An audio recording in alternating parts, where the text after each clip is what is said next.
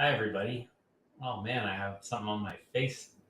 Hang on, let me see if I can get rid of that. Man, I love these graphics this month. It's awesome to see. Well, welcome everybody. Let's see. I think we have some comments. Hi there. Great to be seeing you in the chat, and a comment from Siddharth as well. Hi, welcome. Today we're going to be having session 102 from the Earth Engine series. Switched up the material a little bit today, so hopefully it will be a little smoother going. But before we go further, I want to send a link to the registration page. Oh, thank you, Abe. It's nice to see that you like my hat. And we have Indigo Wizard in the chat and Ajax as well. Thank you both again for yesterday having some input into our workshop. It's always great to have experts in our community that we can rely on and help us learn. But anyway, everybody, if you are here, I assume maybe that you were with us yesterday for 101. We really just went through a lot of different things, playing around with tools in Earth Engine. And I gave you access to a repository that has some scripts that you can run and play around with. And so this time we're going to be diving a little more into conceptual, what is Google Earth Engine, and then we will do an actual application from the Earth Engine textbook about agriculture and using satellite imagery in Earth Engine to find out crops and classify them. So why don't we, and that will actually have some machine learning as well. So if you're interested in machine learning, it's a great opportunity to learn about that too. But so let's move on, and we're going to be discussing what is Google Earth Engine. And this is a really good thing to address at the beginning because there is some background to this software that we were playing around with yesterday. And so essentially, Earth Engine was developed for the geospatial community. And it was great to identify this need for high computing data analysis. And so because of that need in the community, geospatial community, they invented Earth Engine to tackle that one. And yeah, thank you, Milav Gupta. Thank you for that compliment. That's really nice of you to say. And hope you stick around for this workshop too. So anyway, there is so much data out there in the outer space from these satellites that have been put up by different organizations, American space agencies, but also space agencies from around the whole world that have launched these satellites to obtain Earth system data.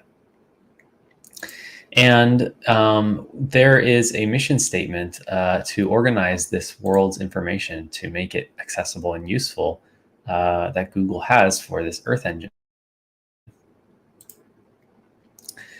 And the most efficient way is to kind of have all of this available to the user. So you as a software programmer, you don't have to worry about the satellites and how complicated it might be to download raw data from there, host it on your machine, and prepare it for analysis. It's already right there.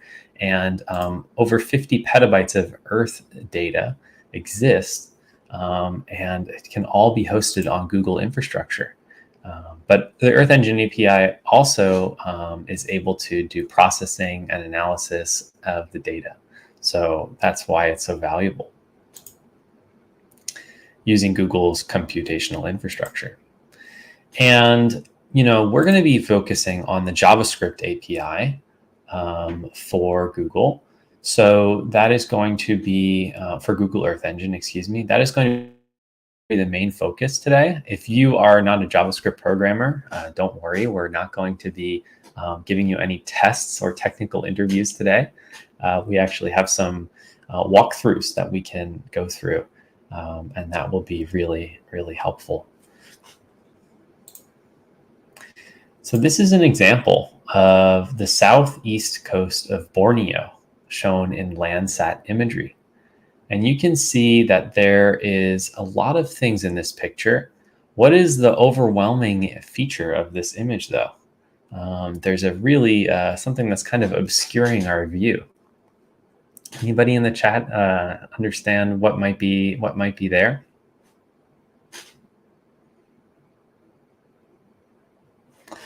So Siddharth says snow.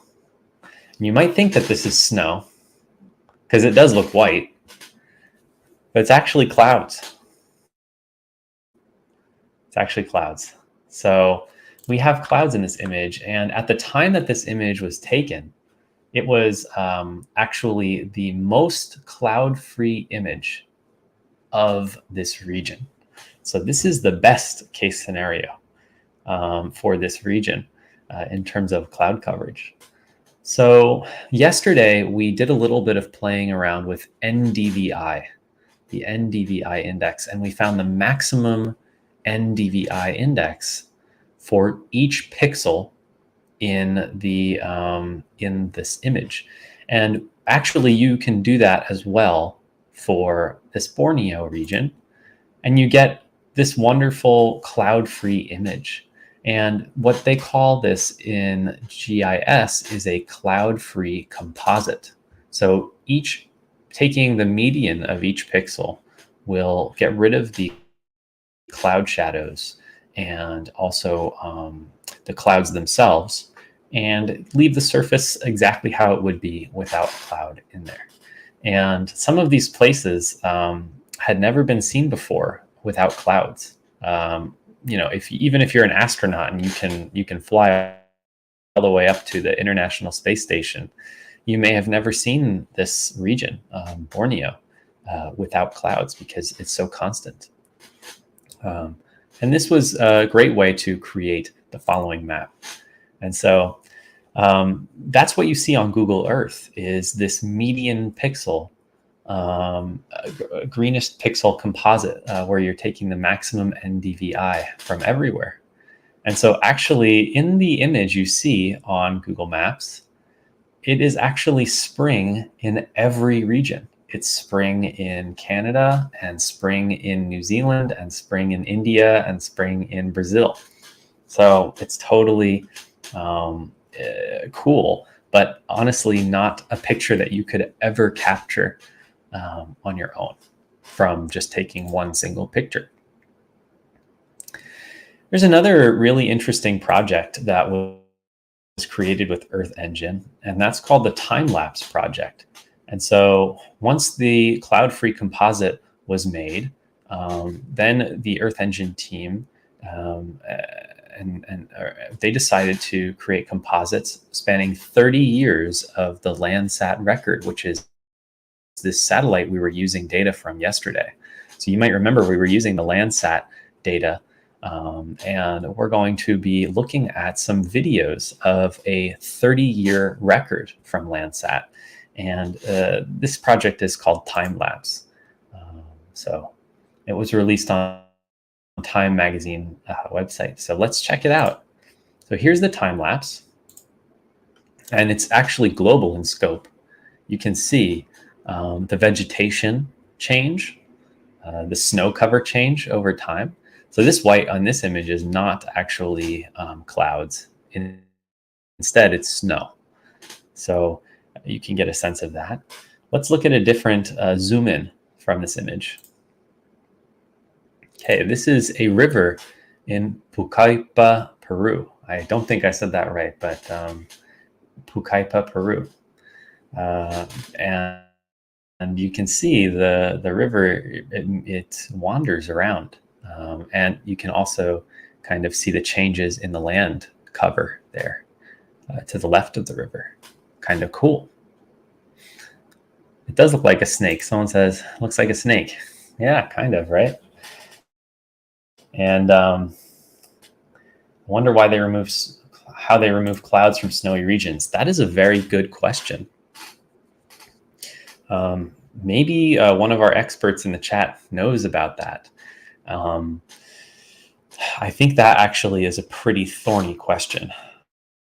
They must have a slightly different coloring than snow, but that's probably really hard to do. But I'm curious if any of our experts in the chat might know the answer to that question, because it's a very good one.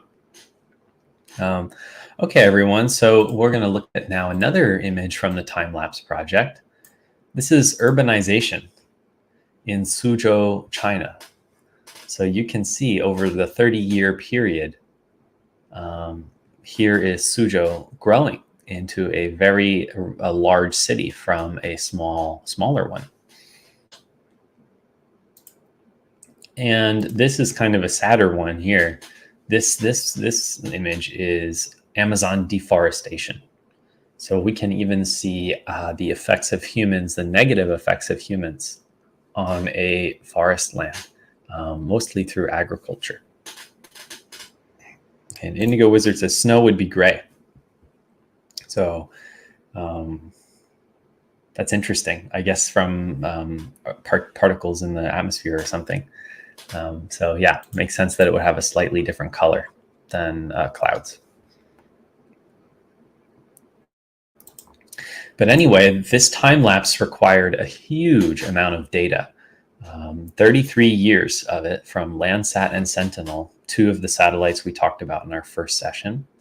And it's over 5 million scenes with 3 quadrillion pixels.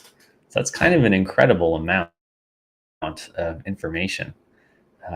And again, when it's on your personal computer, this is pretty hard to do. But with Earth Engine, you are using power of API to make these requests from your local computer and carry out all of the data storage, access, and computation on the Google Earth Engine from the Google server.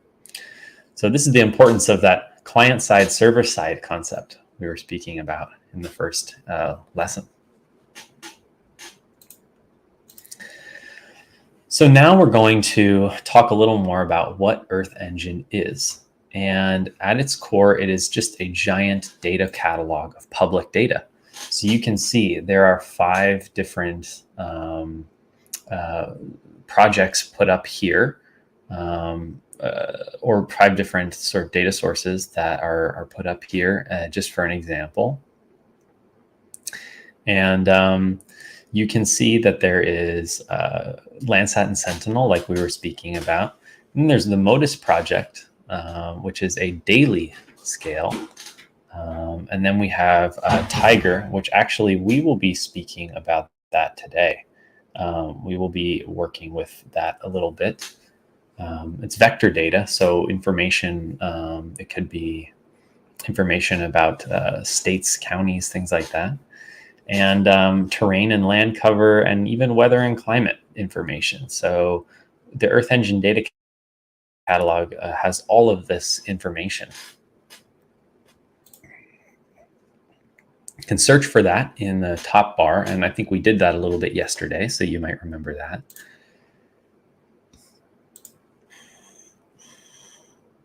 And then we have just an example of this big amount of Landsat data. You can see this is the pixel count of Landsats. So making an image like this would be extremely difficult if you had to download it all. But with Earth Engine, you can do that through an API. And here's the daily MODIS composite. So you remember this MODIS satellite project, it will sample on a daily scale. So taking a new piece of information once per day. And so this is just one example here. And it can be done with Earth Engine.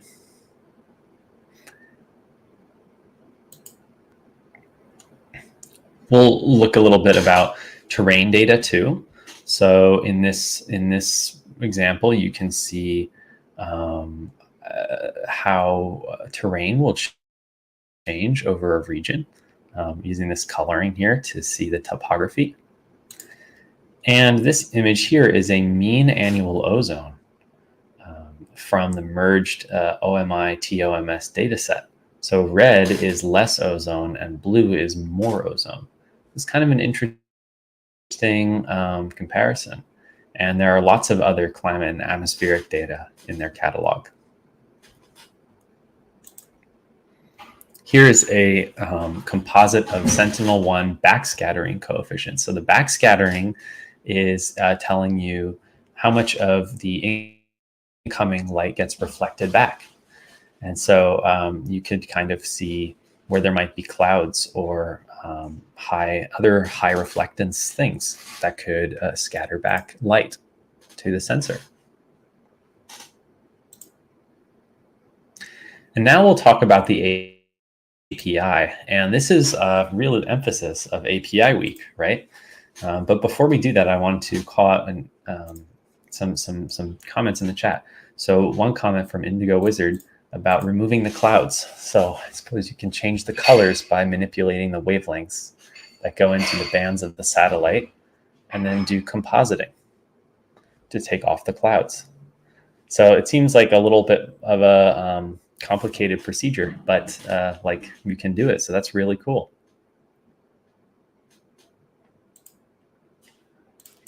And Ajax says NASA has started the TOPS TOPS program to make all their satellite data available free to use. So that's really cool.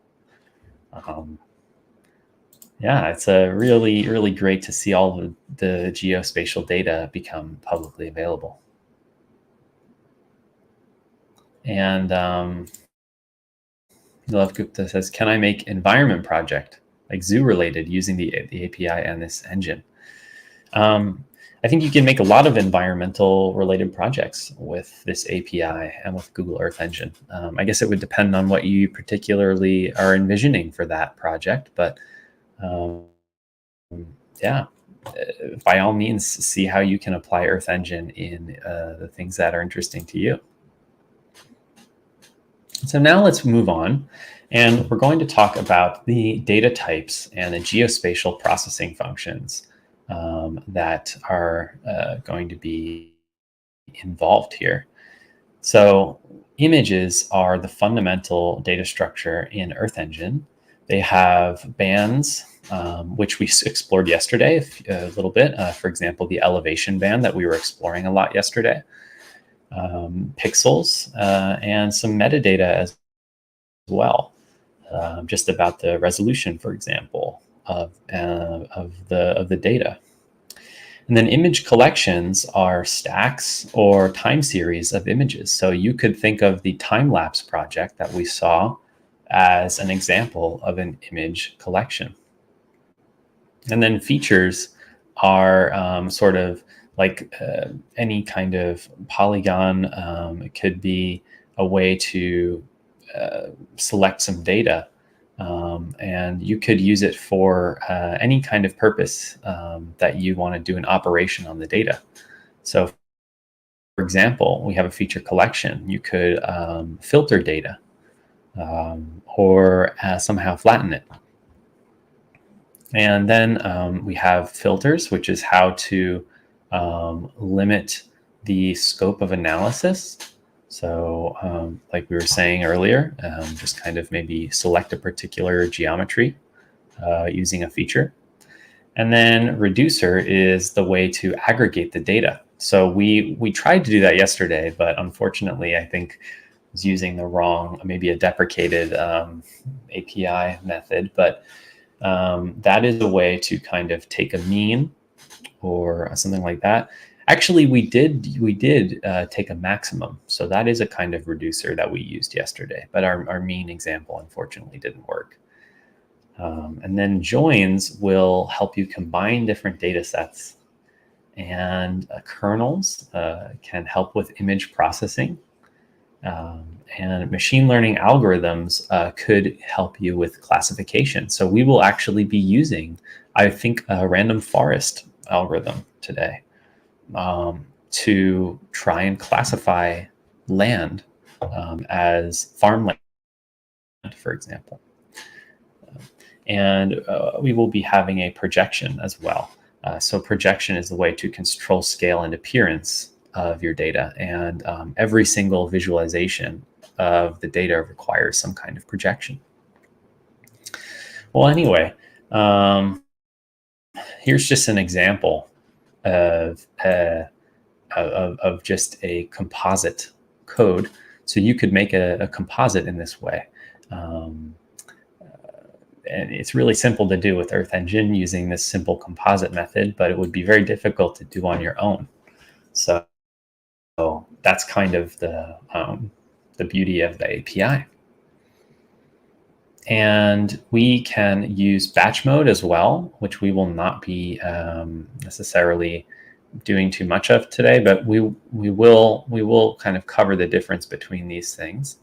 If we're using a big job at arbitrary scale or scope, so for example, using something outside of a geometry, like we were doing yesterday, we could end up using batch computation. Today, we're going to restrict our analysis to a much smaller scale, though. So we won't be using arbitrary scale and scope. And we covered this yesterday, this image, this diagram of Earth Engine code editor. But yeah, if you are interested in using the code editor, that's what we're going to be doing the workshop in today. It's way more visually appealing than trying to code it all up yourself with an API. So even though we're still using the API with this editor, it's just more friendly interface. And essentially what this interface is doing is allowing you to send a request and get some sort of response or result. And so that's really what the fundamental basis of an API is. You know, you're going to send a request, and then the request will be executed on the server side, and then you are returned the results. You know, you don't want to necessarily buy a bunch of servers, download all this data yourself, write all of these scripts in the most efficient way possible. You know, you can let the Google Earth Engine team do that and send you the results later. So that's kind of the concept. And you can see this academic paper for more details on the API.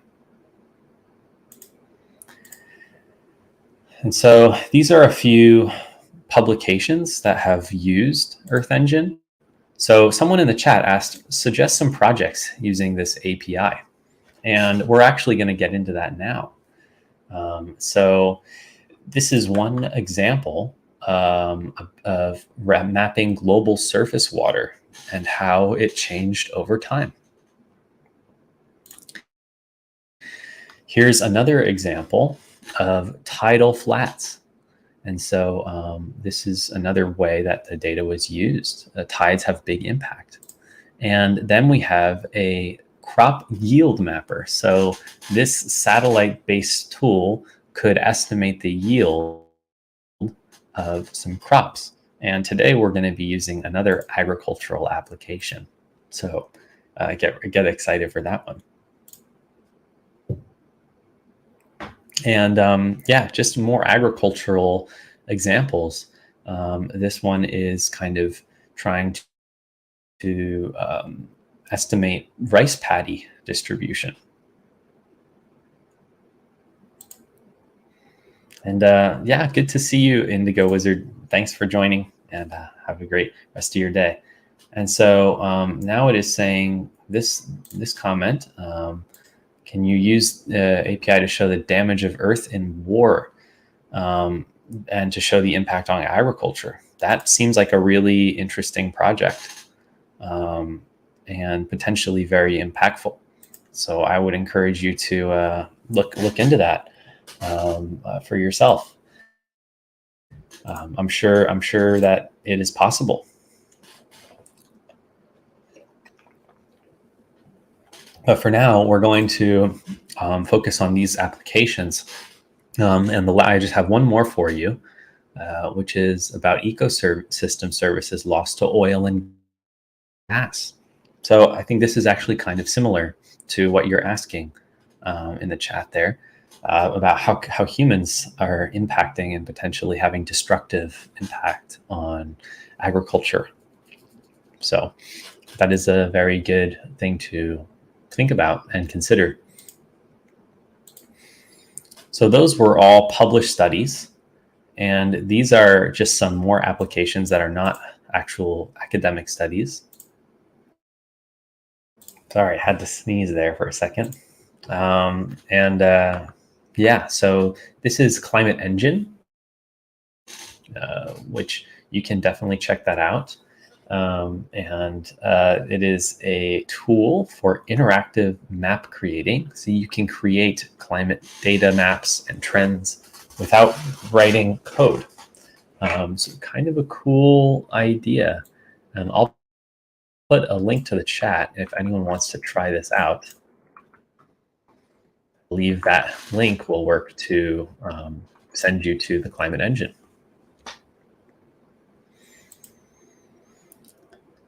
And then here's a screenshot of the Eco Dash monitor in Vietnam. So you can see that there are cumulative anomalies where this is either having some increase in vegetation over time. So the region is recovering from a disturbance. And then in other cases, the region is losing vegetation or lack of revegetation. So it has not come back, not recovered. So here's a link to that project as well. And yeah, this is just another way of showing the display of data can be made very easy with these interactive apps that are really powered by Google Earth Engine. And so now we're going to talk about some training concepts because, to be honest, these applications that we're seeing, you might be wondering, well, how does this connect to Google Earth Engine? Well, let's look into that with some training concepts. And the first training concept I have for you is a data model. And so this is a feature. And so as we spoke about earlier, to kind of give you an overview, the feature is a geometry with some attributes. So you could make the geometry a line, a point, or a polygon. And that is the geometry, but then it also must be accompanied by some list of properties or something like that. So in other words, where do we place this polygon on Earth? That's a very good question. And I see a chat about server error. Please, anyone who can confirm that or not, let me know. I don't want there to be a server error. I'll restart the stream or something if that's the case. But anyway, for now, we'll just continue and talk a little bit about the data models. And we're going to continue with another model, which is image model. So an image is a stack of geo-referenced bands. And each band has its own mask and projection and resolution. And it has a list of properties, which could mean bounding box. So that's how the extent of the image. So a lot of images from satellites, they don't cover the entire Earth. They actually only cover a segment of the Earth. So that's totally possible. And then a list of properties also includes dates. So the satellite goes into operation and starts taking data, and then eventually it goes out of operation. So there's some bounds to that. Oh, server error about Eco-Dash server. Sorry about that, everyone. I didn't mean to send you a broken link, but don't worry about that. It won't be relevant for the rest of the workshop. But yeah, now we can look at collection, which is actually a bag of elements.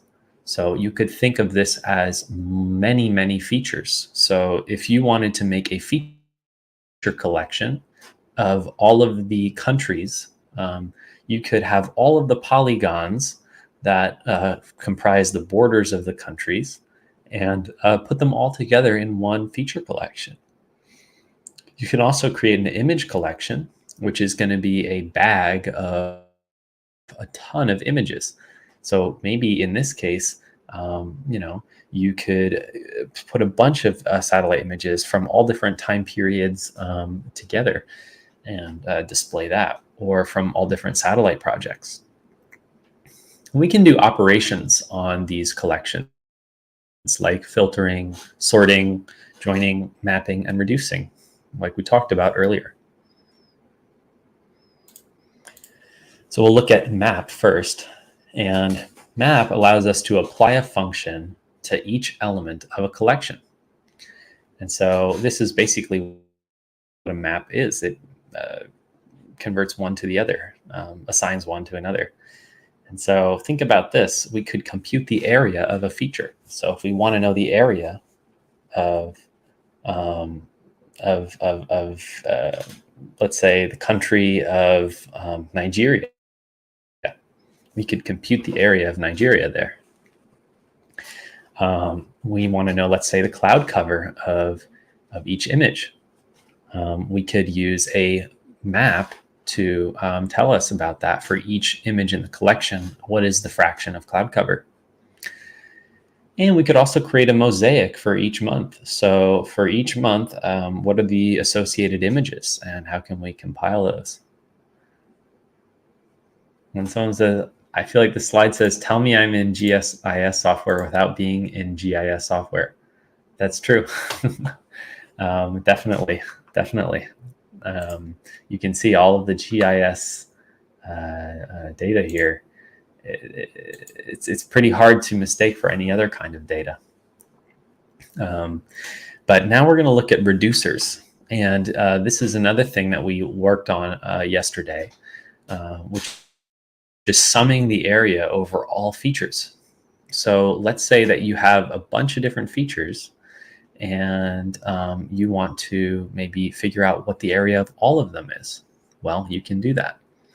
And another thing would be a median pixel composite, like we were talking about with the clouds. And with that cloud example, we're trying to disappear the clouds, basically. And we can use a reducer to aggregate and take the median value. And finally, training a classifier is another example of a reducer. So when you train a classifier, you're exposing correct data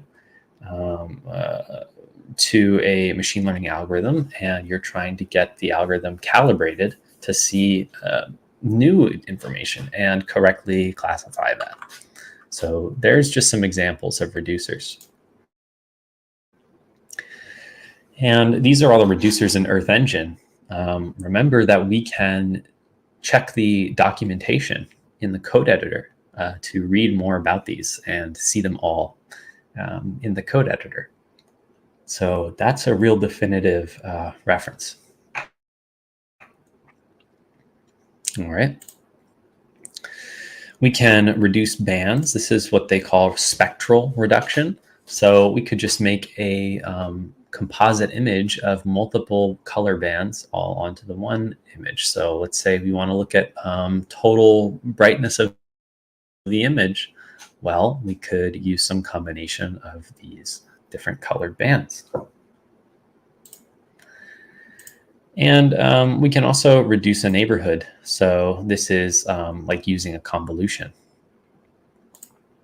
And reduce an image collection temporally as well, to kind of take all of the time periods, these images from different time periods, and put them together. And finally, spatial reduction. So if you have a polygon with some space, you could find one single value from every layer within that polygon. So you're reducing your image into a string of numbers, like we see on the right-hand side dictionary. And you can reduce regions too.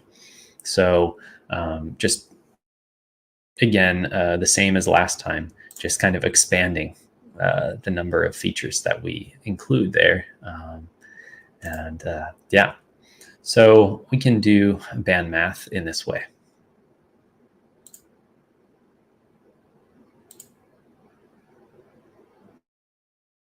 So in this example, we're showing that we could replicate one band and apply it to all of the bands. So we're just showing how you can do many different operations on these images. And when the images are ingested, they get tiled into large maps. So when you load up some data into Google Earth Engine Editor, code editor, you can see the tiling happen where the image spreads out on the screen. That's what we saw yesterday when we were loading that. So here, look at that.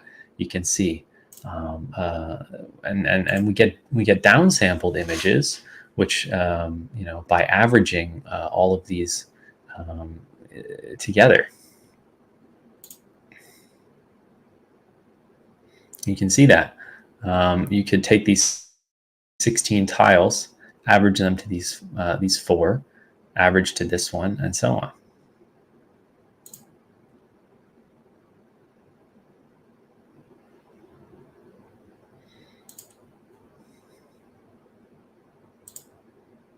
And so in this case, we're essentially looking at how the tiles in the area of interest could be downsampled. And I'm trying not to get too far into the weeds with all of this because I realize we're running a little bit long for this presentation. So when folks would like maybe to get to some applications.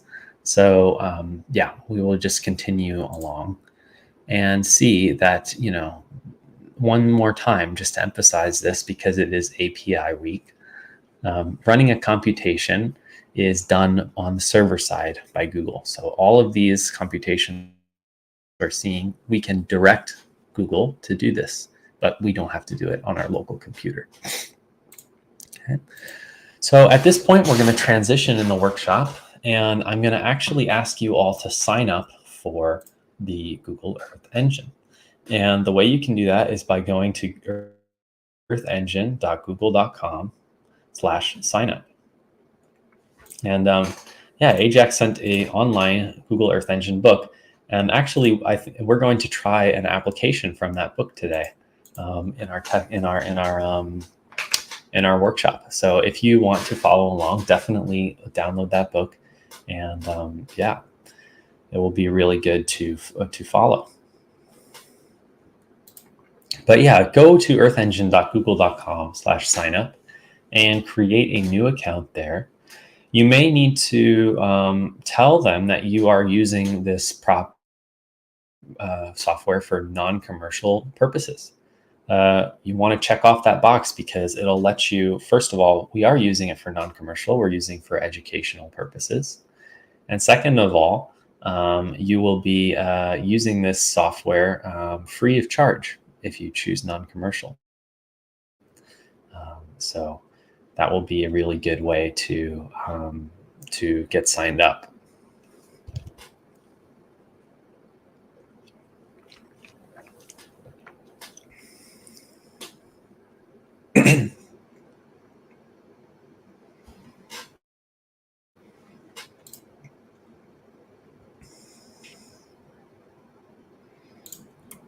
All right, everyone, and we have a survey for today. It's the same survey that from yesterday, so don't worry about filling it out twice if you've already done it. I just wanted to send this in the chat. It is a survey for just understanding a little bit about your background. Are you comfortable with Python? Have you done GIS before? So that would be really great to know.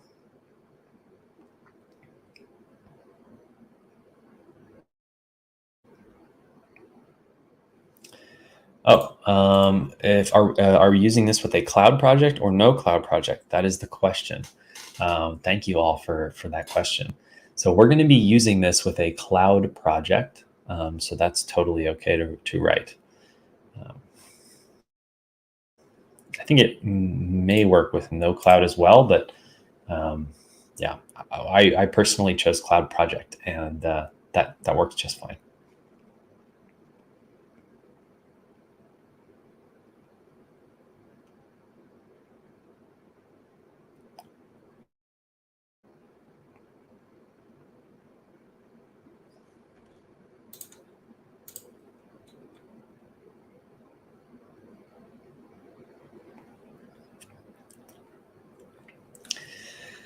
Okay, so today, one question from Tonwell17. I think this is for JavaScript, but would Python be able to do a little of the same thing? Yeah, Python would be able to do actually all of the same things. Google Earth Engine has a Python API, so you can use that. The only advantage to JavaScript is that you can use the JavaScript API in this code editor. So for that reason, the workshop is written in JavaScript. And another question, create a new Google Cloud project or choose an existing one that we are allowed to access? And the answer there is create new Google Cloud project. So go ahead and do that one. All right. And the results are in from our survey. We have a lot of variety here actually in JavaScript competency. So for about a third of you, this is your first time using JavaScript. So we will definitely be going slow enough so that you can sort of follow along. And then for a third of you, you said that it is, you kind of know the basics. Actually, almost half of you said that. And then the final piece of the pie are folks who are good but a bit rusty. So that's totally okay. We're not going to be doing any technical interview questions, any leak code JavaScript questions. So don't worry about that. It's just designed for getting used to Earth Engine. And so a lot of the code is going to be stuff that we can find in the textbook as well. But we'll do it live together because I think that is a better way to learn. All right, so I'm getting some messages signed up. Awesome. Thanks for signing up, AllOnePie. And yeah, as Ajax says, it's easy to cut and paste existing code snippets. So don't worry about being a JavaScript expert if you're using Earth Engine. All right. But we are going to go through an example of agricultural data. And so let me share my screen and show you a little bit of what we're going to do today. And it's based off of the agricultural example in the textbook. So here's the textbook that Ajax gave us. And the example is the agricultural applications, A1. So go check out the textbook if you want a more in-depth explanation, and we can all follow along together. And Love Gupta says, "Can I go with that account we created yesterday's session?" Absolutely, that is totally okay. So if you were here for yesterday and you want to use that same one, that's totally okay. But all right, everyone. So I'm gonna jump us right into Google Earth Engine. I think you can see my screen here. And I have all of our scripts from yesterday, EE101. And now I have a new one, EE102. And EE102, we're going to do the agricultural application to Google Earth Engine. And so in the Midwest, we have a very strong agricultural economy. This is Midwest United States. So we're actually going to focus right around here by Chicago in the Midwest of the United States. And we're going to define a study area. So we can use 2 slashes to write this out. Little comment just to make sure that we can all remember what we did when we come back to the code. And we're going to create a new variable. The way you do that in Python is by typing var and then the variable name, which we will call tiger.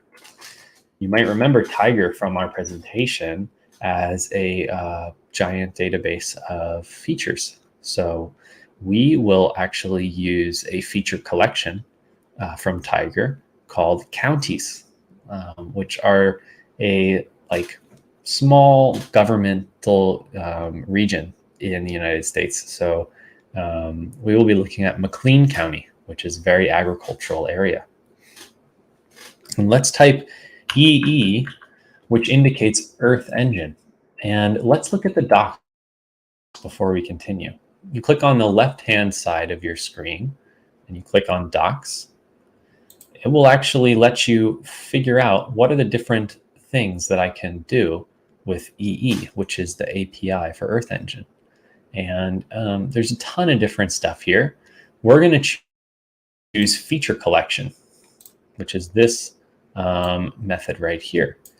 And a feature collection can be constructed from the following arguments: a string, which could be the name of the collection. And that's actually what we're going to use. So we're going to use this string and it will return the feature collection to us. So let's use this method. We'll put in the string for the address of the collection. So it's Tiger. It's a Tiger data set, 2018, and counties. So this is a counties data. And in JavaScript, we always have to put a semicolon at the end of the line. So we'll put a semicolon at the end of line 2, just to indicate that we're done with that. And now we will do a region inside of the feature collection. So we're going to choose a particular region within the Tiger Counties collection. And to do that, we're going to use a feature. So this is just going to be simple feature, not feature collection. Another aspect of the API right here. And a feature will require, let's see here. We can give it a geometry or some kind of feature and some properties if we want. And if the first parameter is a feature, this is unused. So we're going to actually be putting in a feature. So we don't need the properties argument. But let's just look at this geometry argument. And to do that, we're going to use Tiger feature collection. We're going to filter. Actually, we'll just do it up here. We're going to use state FP, which is the state code 17. That's for Illinois. So you can see we're writing tiger.filter, ee.filter.eq, state FP 17.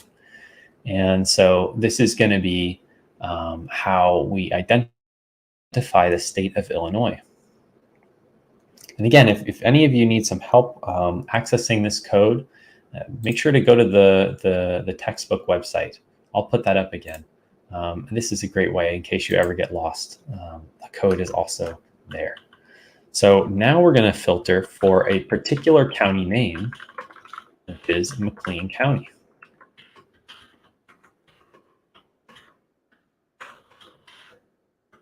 Okay. You should be able to do it like this, but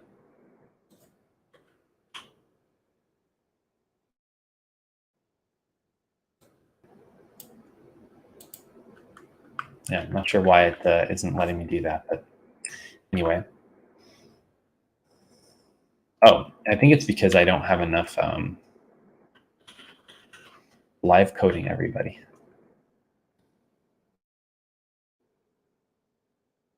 Okay, let's try this, see if this runs.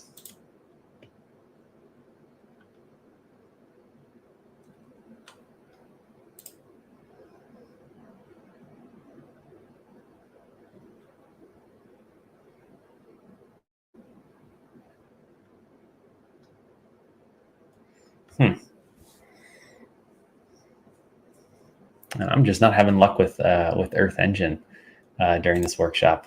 Does anybody know what the issue might be? Yeah, EQ means equal. Yes, it's looking to find that.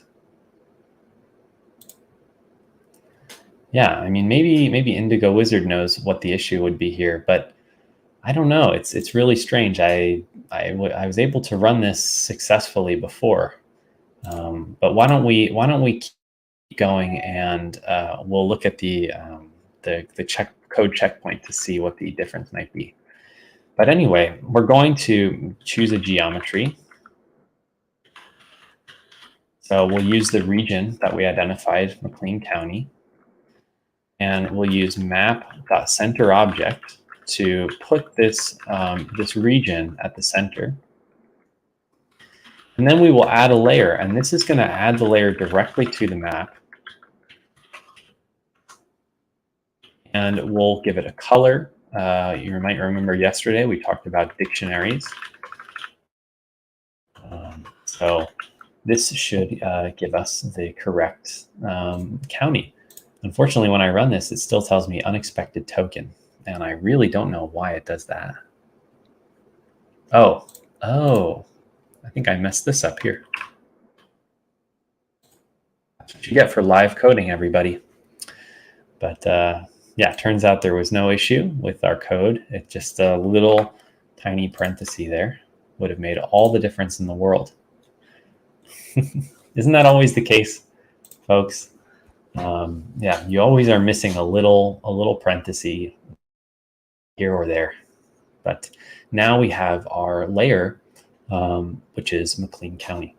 And, you know, we had to do a little bit of coding to get here. Let's say we put 8 lines of code. But now we have a nice region over McLean County. And, you know, I would ask you, if you live in the United States, if you have a county, maybe you could try to put a boundary over your county in the code editor. And if you live outside the United States, Tiger also has other features, other boundaries. So maybe you could try to put your country as a boundary and give it whatever color you want. We could choose to maybe blue. It's not so threatening. But regardless, we now have our feature. Okay. And so now we're going to import the Landsat imagery that we're going to use for our agricultural classification. And we're going to use 2 variables to store Landsat because we want 2 different products, Landsat 7 and Landsat 8. And we're going to use a different method from the API. We're not going to use feature collection because feature collection, you'll remember, that's for geometries. And we're actually interested in image instead, Landsat imagery. So we're going to use image collection. We can examine this documentation. And the image collection says that we can pass in a string, which is assumed to be the name of the collection. So we'll do this just like we did with the feature collection.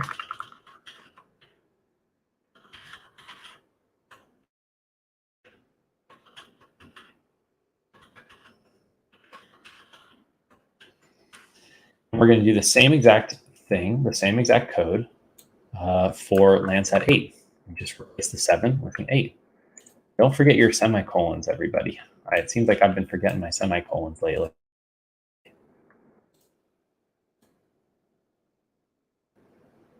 Oh, image collection. Excuse me, everyone. So now we've imported our Landsat imagery, and it doesn't show on the map because we haven't added it as a layer, but it is now available to us in our code editor. So we can check out this, this data, and we're going to build a function to make it easier to work with because this Landsat information is very extensive and it has some keywords and nomenclature in it that we might not want to deal with. So let's build a function to rename Landsat 7 and 8 images. And to build a function in JavaScript, we can use the function keyword, and we'll use a function name, rename L7, so Landsat 7. And the function wants to return some output. So when we input this image as an argument to our function, we want to return the image, but we're going to rename the bands. So the first band, for example, used to be B1, but we're going to rename it to blue because blue is actually the color that band 1 roughly corresponds to. of light received by the satellite. And we can go along like that, put blue, green, red, near infrared, and so on. So these are all of the different bands renamed. There's some temperature, atmosphere, opacity, QA cloud, some cloud data.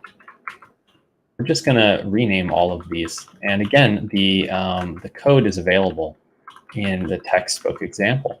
So if you would rather not write all this out yourself, you can just follow along with the example.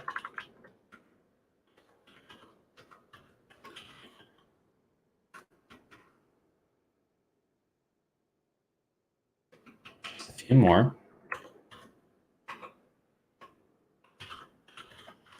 See all this data that comes from the Landsat project? It's really a lot. Now we're going to build one for our rename L8. This is Landsat 8.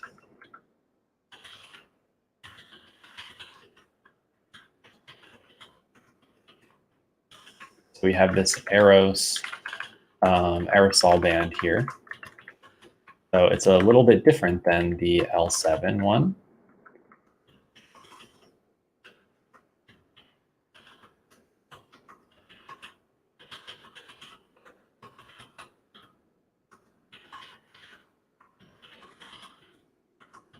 There's so many bands that we are going to not use for this project, but unfortunately, I guess this is just sort of the way you have to do it in Earth Engine.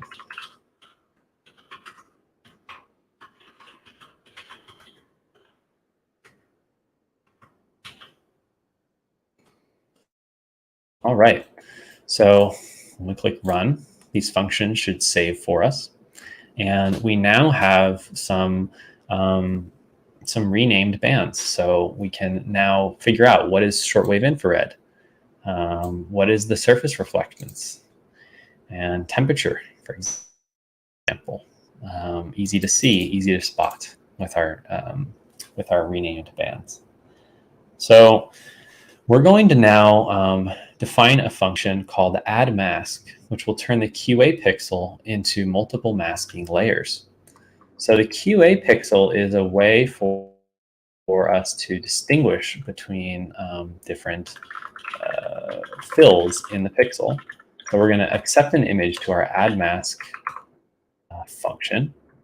And the textbook tells us we have a few different classifications for the different bits. So bit 0 is a full pixel.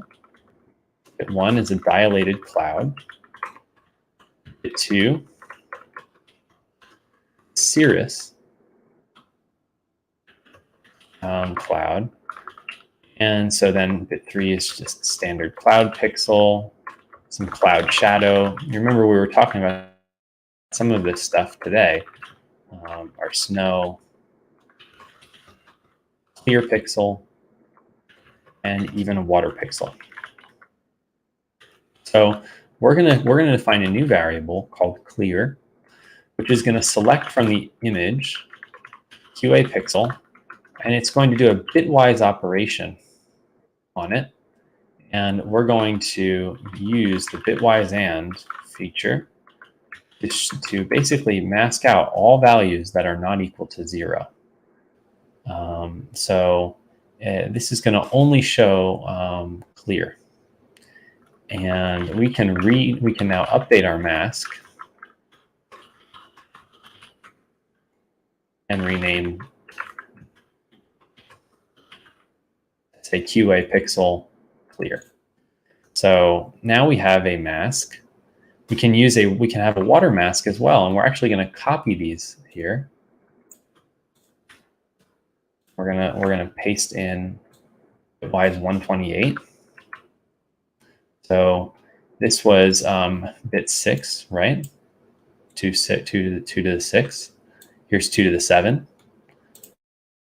So this is our water mask. And not equal to 0, so we're going to look for any water. also have a cloud shadow. So cloud shadow mask. We're kind of just creating these masks. Does anyone know what the bitwise would be for cloud shadow if cloud shadow is bit number 4?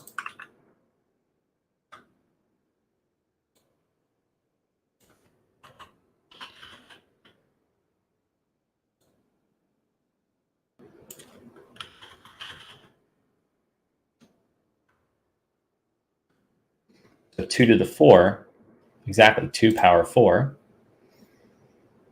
So that's going to be 16.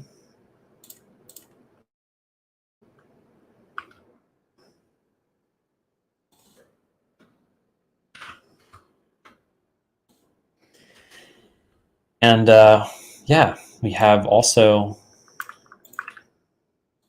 our snow.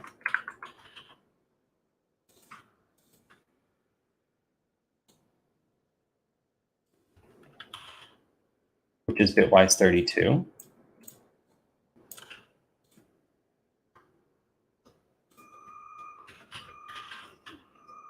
And now we can put all of our masks together using this image.cat function, which basically is going to concatenate all of this together, combine all of the images into a single one, which contains all of these bands. And so we're going to build this masks image, which will contain a band for each of these: PXQA snow, PXQA water, clear, all of that stuff. And it's going to kind of combine them.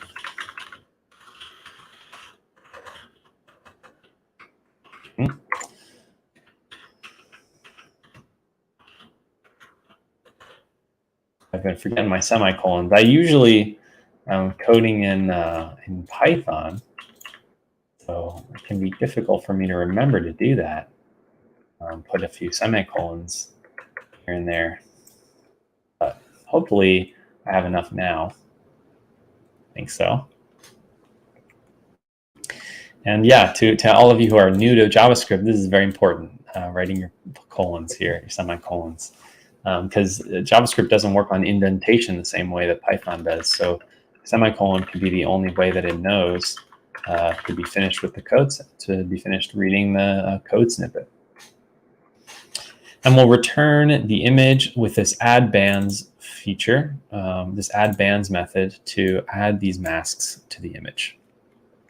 So whenever we run this new function, add mask, it's going to add a bunch of new layers where we can just kind of filter for clear skies, cloud shadows, kind of get all of this stuff.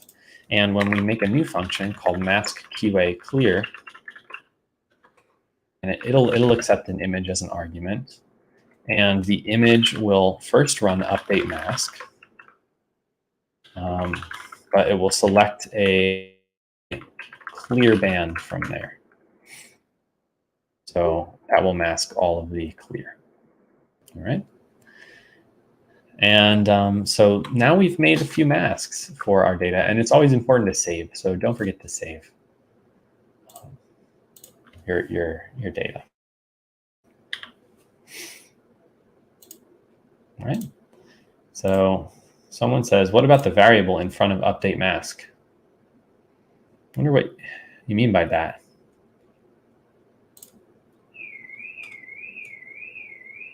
Oh, I see what you're saying. So clear is the image selected for whatever whatever bit corresponds to a clear sky, in this case bit 6. So then you're going to apply the update mask to that. So the update mask feature will allow you to create a new like PXQA snow, for example, on the image itself, to just kind of update that. Oh, I think I forgot to change a few things here. I see what you may have been alerting me to. Always tricky to live code. You never know when you're going to make a mistake. but it looks good now. So thank you for noticing that.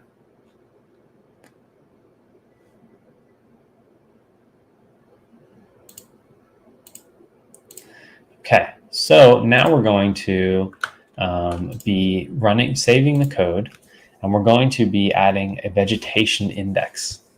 Okay, so we are going to add a particular band, which is called, and I'll make a comment here, the green chlorophyll vegetation index, or the GCVI.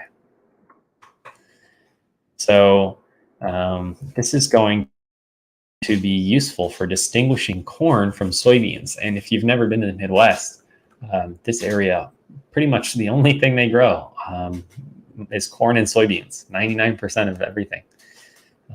So we're going to make a function to add GCVI as a band. We'll do that now. All right. Here's our function. It's going to include a variable, GCVI variable. And we'll have an expression here where we're going to take the near infrared band, divide that by the green band, and subtract 1. That's going to be the GCVI. And what's NIR, you might ask? Well, it is all of the, it is the near infrared band from the image. So the near infrared band, as we defined up here in the top, it will come in through Landsat. And we also have green, which will select the green band from the Landsat data. Okay, and we are going to select from this this image expression GCVI.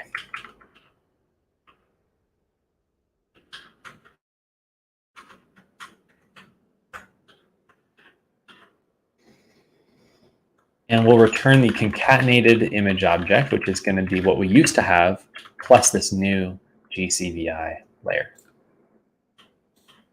Right?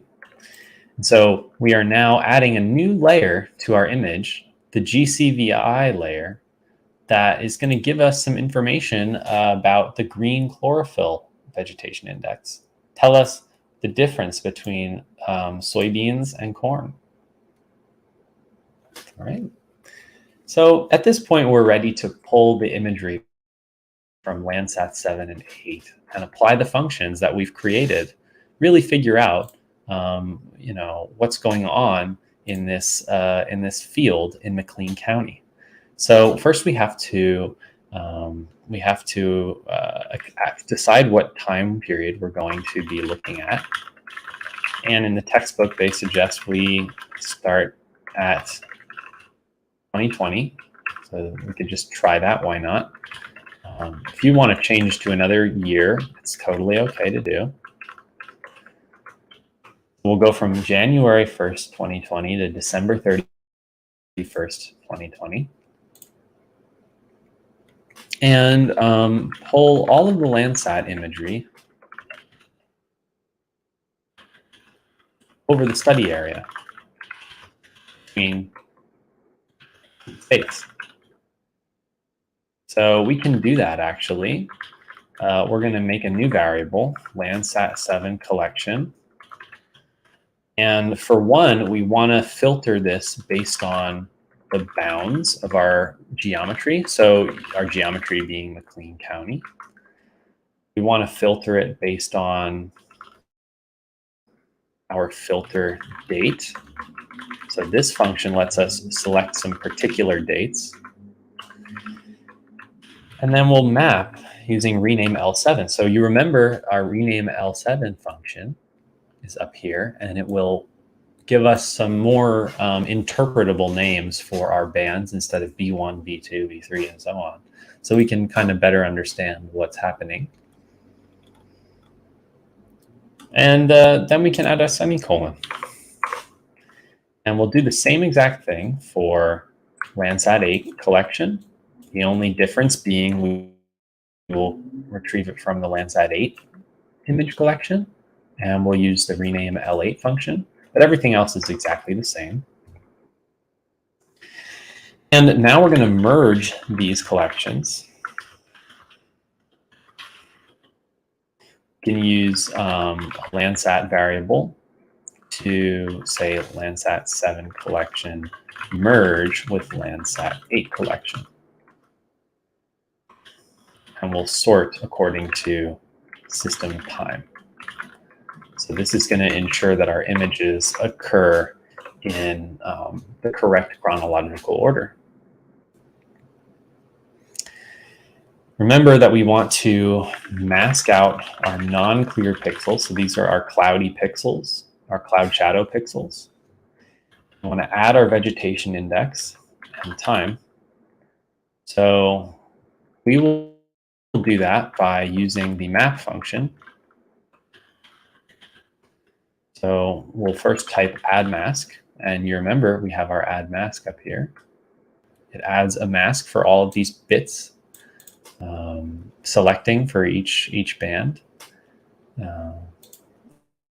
And then we're going to have a mask QA clear, which will specifically select that clear pixel data and bring it to this front and center. Finally, we're going to use add VIs, and that's going to add those green chlorophyll vegetation index values to any of those any of those clear pixels. Okay. So this has kind of been a lot. So let's save our code and run it just to make sure it is working. Actually, my code says mask QA clear is not defined. So I'm just missing a little camel case, probably because of my lack of JavaScript mastery. But yeah, so that's okay. Actually, yeah, let's continue on and look at the visualization of these green chlorophyll index time series.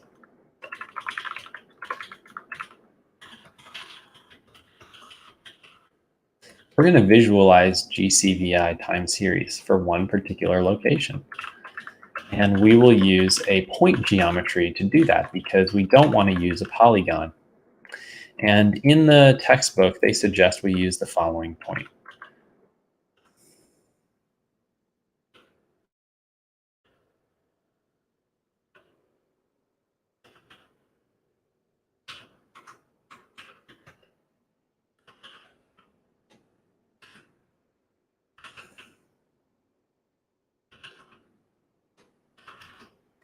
All right, so you can see that point there. And now we can put a Landsat chart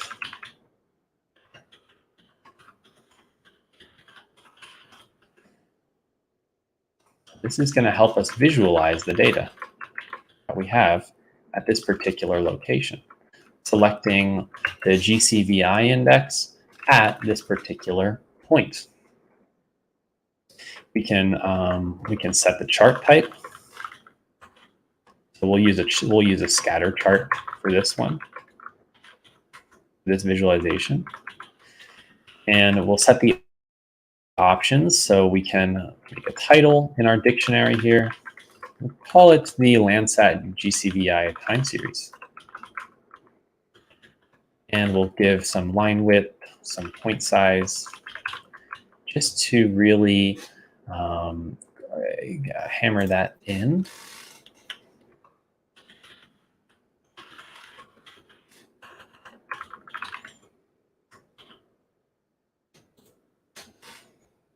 We'll run this. And so it seems like we get an error with that one. So maybe this one won't quite load for us. It says image collection asset not found.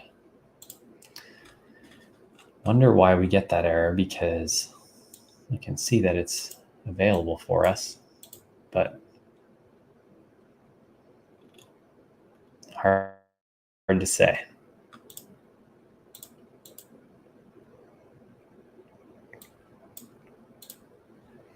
Well, what happens if we just get rid of our Landsat chart section here? Seems to be okay. So maybe we will skip that for now. We can go into the textbook and find that ourselves. But now we're going to take a closer look at the crop type data set we'll be using to train and evaluate our classifier. So we're going to transition to a new data set now. And it's going to be what we call CDL. So this is the crop identifier layer. So they call it the cropland data layer. And we're going to use this next in our classification, our classification algorithm. All right. So we will use an image from USDA. We will select cropland. We will add a layer, clipping for our geometry, and let's see what we get.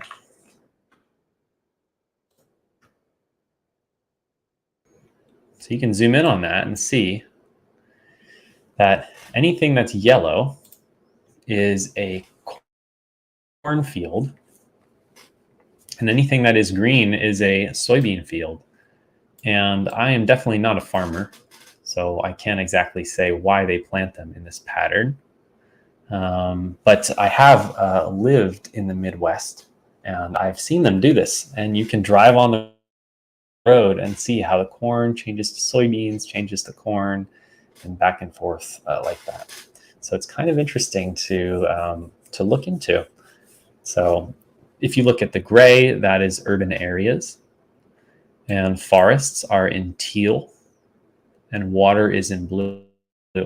So if you were to look at the Midwest in general, so much of the Midwest is cropland, you can see, and it's kind of amazing. And at this point, maybe we should take a code checkpoint. We're gonna go into our textbook codes. So if you have the link to the textbook, you'll see that there is a checkpoint. Oh, got to save this first. And if we run the checkpoint, you can see that the chart generates correctly. So this is what we were trying to see before, where we have the GCVI at this particular point, and you can see it gets very high in July and August, and this is where the growing season is. So these plants are ready to harvest. And then once they get harvested, there's a very large drop off in the GCVI once more. So thank you to Sherry Wong and George Azari for creating this this little demonstration. And yeah, so I'm glad that you all were able to get through this. I hope you were able to reproduce the code example. And you know, now we're going to take a quick 10-minute break, and then we're going to continue with our project. I'm pretty hopeful that we can finish it by the time we're done with the workshop. So in 10 minutes, I will see you. I will see you shortly.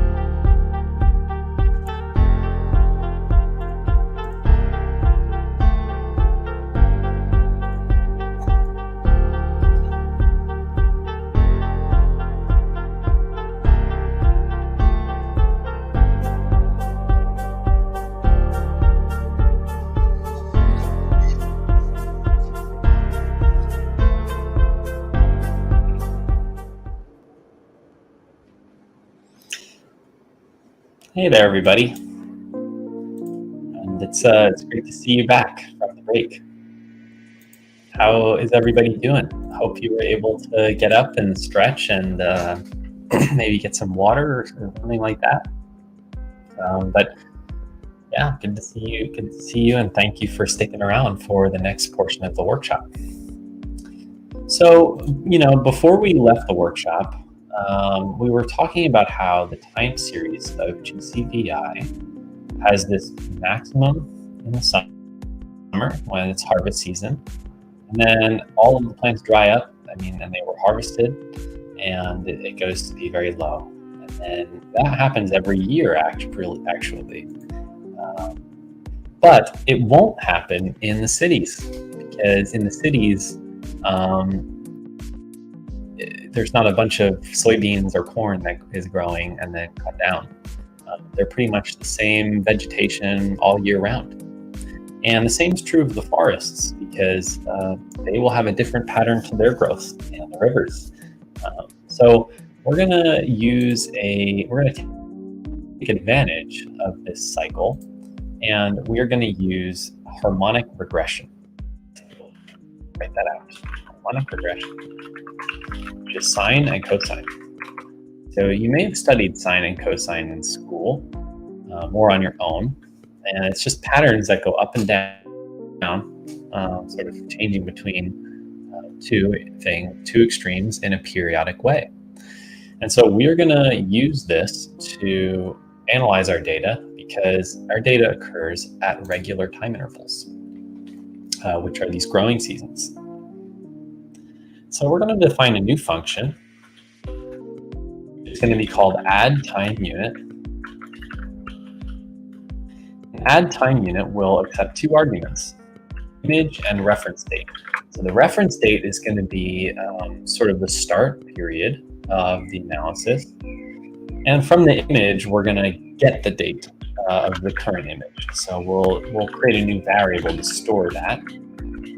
We'll just extract that from the image. So we will call this D year, which will be the difference in year. That'll be the difference between the date of the image and the reference date in years. Okay. And then we also have var t, which we will select from the image.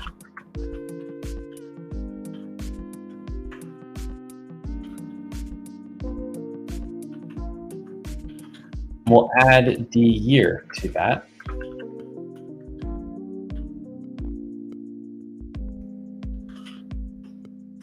Save as a float, because we may not have a perfect single year gap between our data and anything else.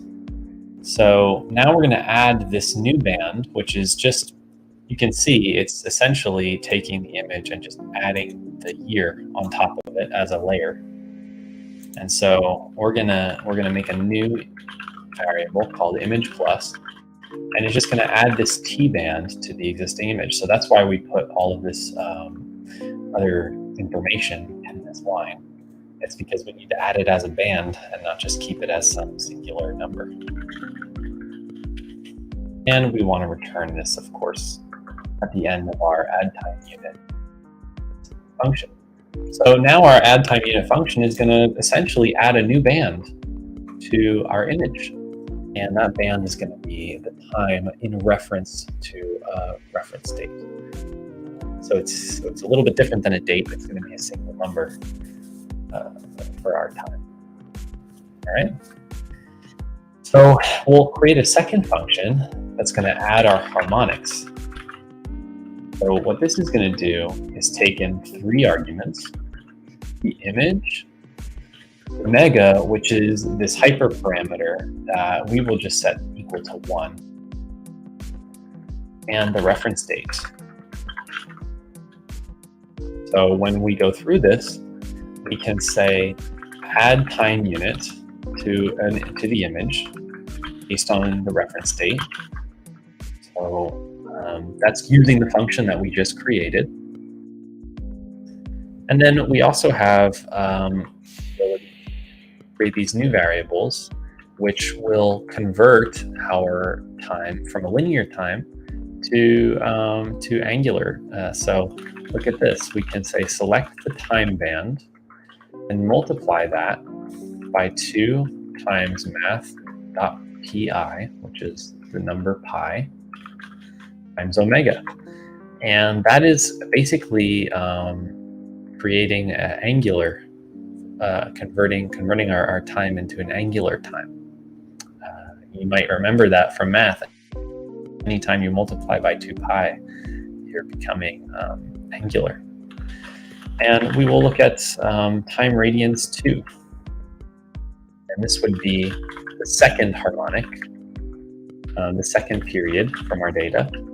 And again, if this is a little bit too much math, too in the weeds for you, that's okay. You can just copy the code from the project. But basically, we're just multiplying by these factors of 2 pi to get angular form of the time. Then we can apply cosine and sine. So we'll put cosine operation on one of these. On one, we will have another band that will be sine. Remember, we're trying to assess the periodicity of our data.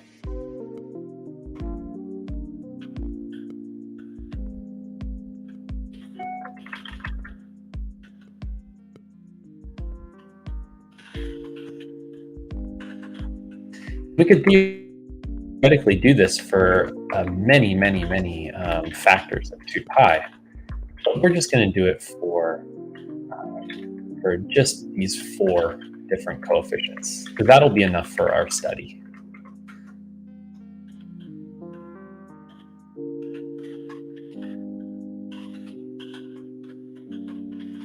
And this is just a constant. There's always a constant when you're doing these regressions. So we will just divide time radians by time radians, and that will give us a constant, basically just one that we will then do regression on. So now we have all the tools we need to add sine and cosine to every image. So we're going to use this add harmonics thing. We'll use the map feature to apply add harmonics to each of our images, and it will apply these sine cosine terms to our data, so we can actually get some numbers explaining the periodicity. Okay. And so the next step is for us to apply our add harmonics to Landsat's image collection. So we need to define an omega, and remember that omega would just be 1. And we'll have Landsat plus be the Landsat map, and the map will basically take in an image from our Landsat data set, and it'll return the image with the harmonics added on top.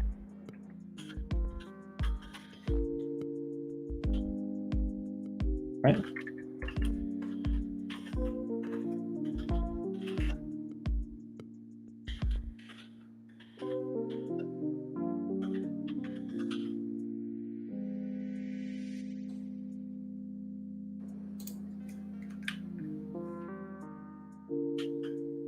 So now when we print the new image to the tab, we can see down here, we get all of these new features. And it should print out the sine and cosines as well. There they are. You can see them. Cosine, sine, cosine 2, sine 2, and constant.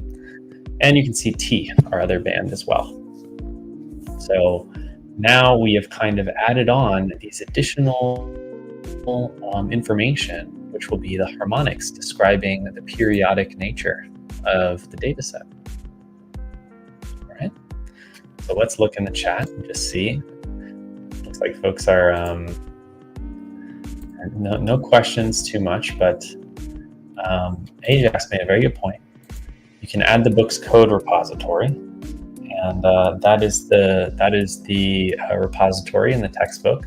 I should put the textbook link back up actually, so folks can follow along.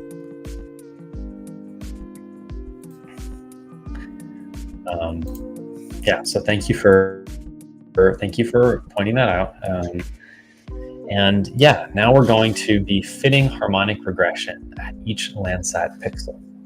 So we're going to run a regression, linear regression, on our program. So our data, excuse me. So we're going to define a new function, array img harmonic regression. And we will accept the harmonic collection, dependent variable, and the independent variable. So you can see independents will be in this list that we create. The dependent variable will be a string on its own.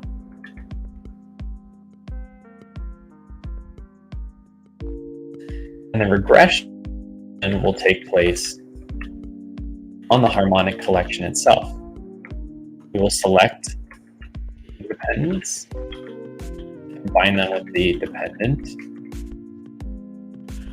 and we use the linear regression operator, which is given to us by Earth Engine.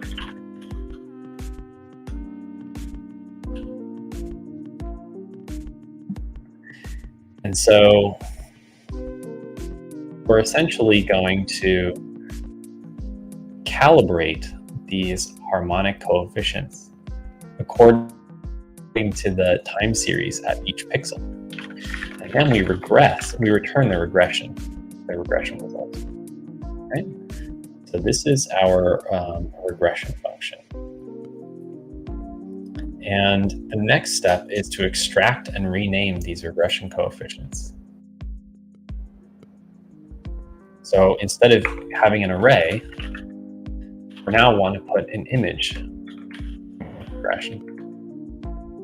But we'll also take the harmonic collection and independent variables.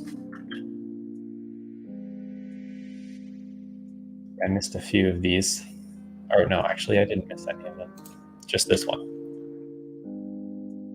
Always keeping an eye out for semicolons.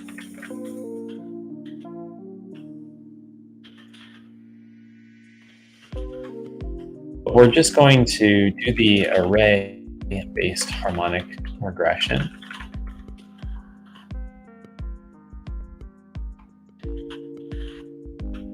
Like we got last time, we will have a list of independent variables and a string for the dependent variable.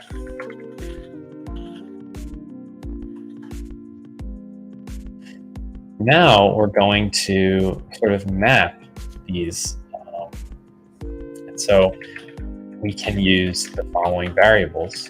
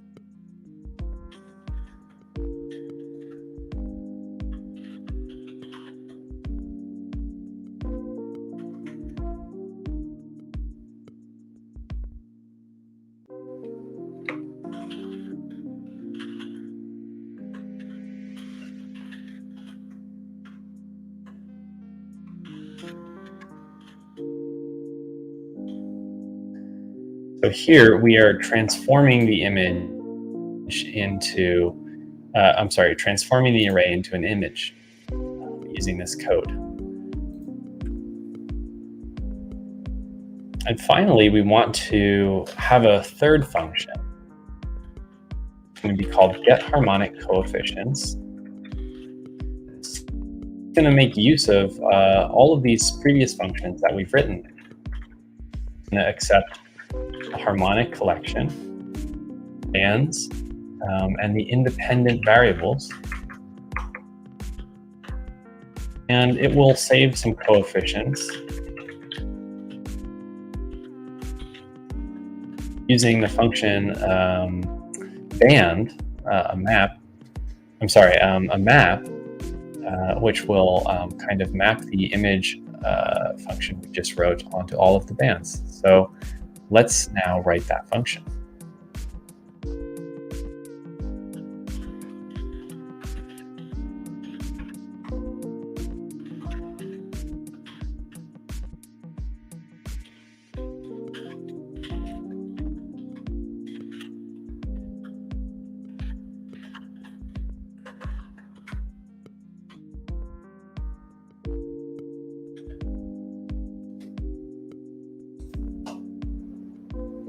Oof, we have an unmatched curly brace. That's always tough. I think that's actually, yeah, that may just be because we haven't finished the function.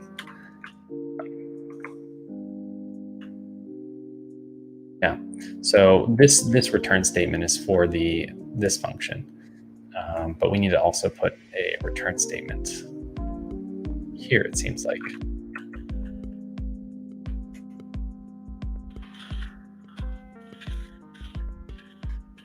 The overall function, which is get harmonic coefficients.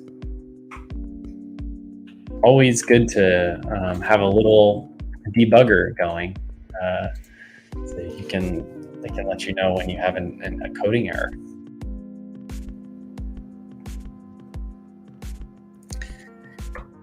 And this last step is to save storage. So you can use this this code snippet to save storage.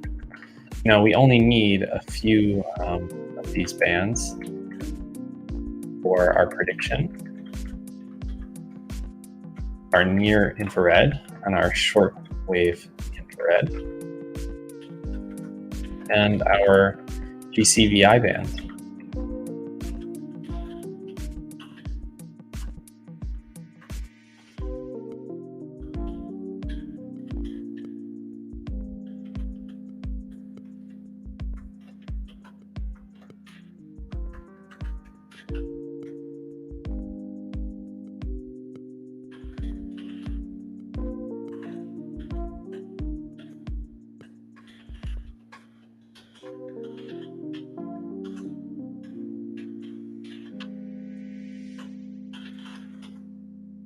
And so you can see now the bands we're going to use,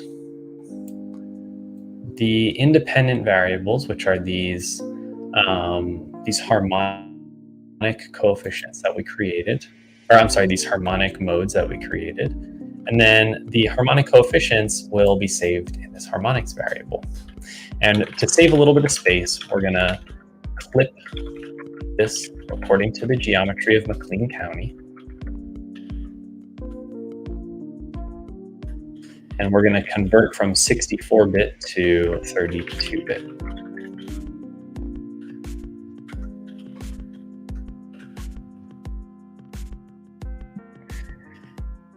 Run just to make sure everything is going a-okay.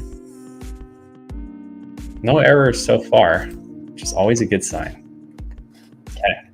Now for the interesting part of this, which is to compute the fitted values. So we can compute those fitted values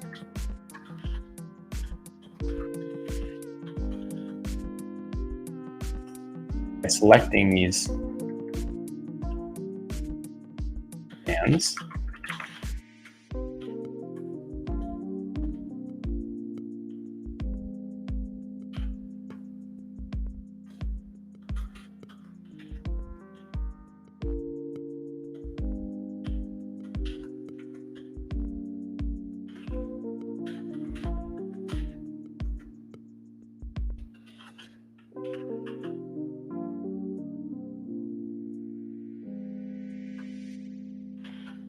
And the fitted harmonics will occur when we map them onto the image. So let's try that. We have our Landsat Plus.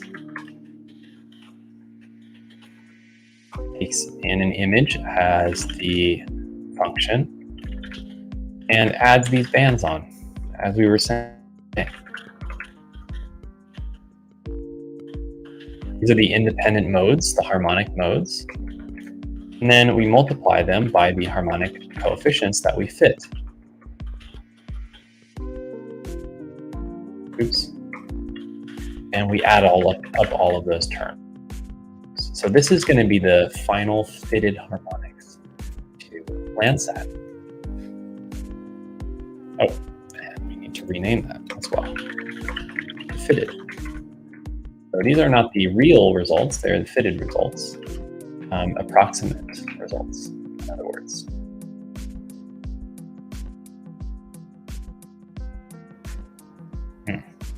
Looks like we might have a small error somewhere. Let's check it out real quick.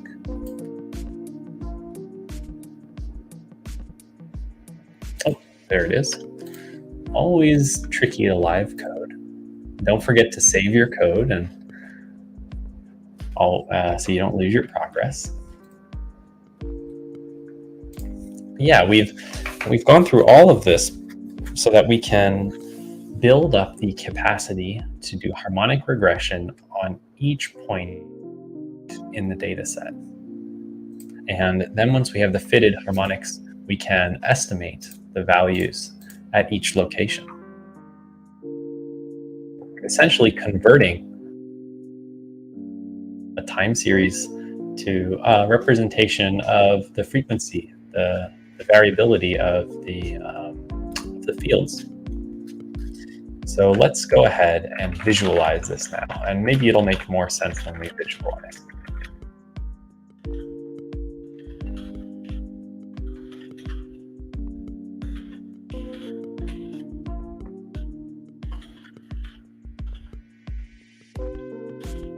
So we'll visualize the fitted values and the original GCDI values for our same point. Remember that we're using that coordinate that we defined before.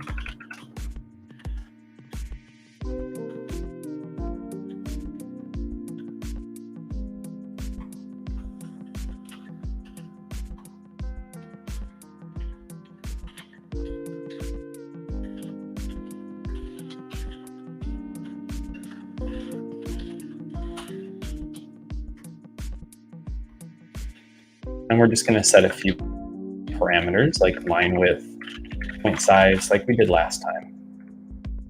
Really, kind of make our chart look nice. Oops, should have put a colon. And we'll print our harmonics chart.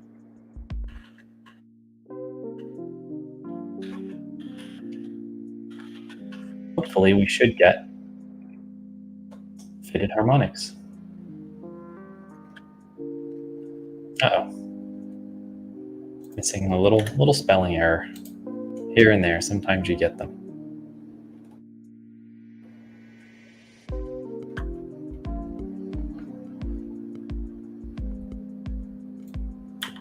Especially when you're going fast and trying to beat the clock.